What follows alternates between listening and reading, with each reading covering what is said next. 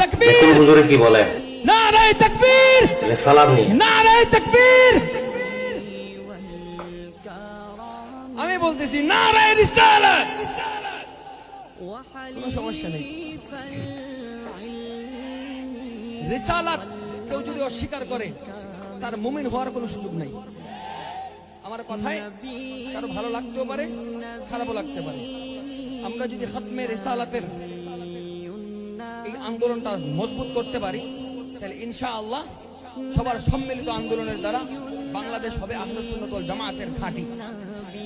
বাংলাদেশে কোনো কাদিয়ানি, কোনো খতমে রিসালাতের অস্বীকারী কেউ টিকতে পারবে না বলি ইনশাআল্লাহ। সবাই যেন খতমে রিসালাতের খাদিম হতে পারি, খতমে নবুয়তের খাদিম হতে পারি। আল্লাহ যেন কবুল করেন, জোরে বলে আমিন।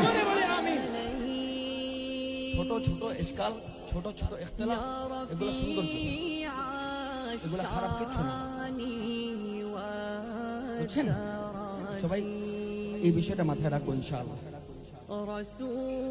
कोई बताए दरियाओं को ऐसी रवानी किसने दी, किसने चमकता दिन बख्शा है ये रात सुहानी किसने दी, नन्हे मुन्ने पौधों को गुलशन में जवानी किसने दी, वो यकता कुदरत भी यकता, वो यकता कुदरत भी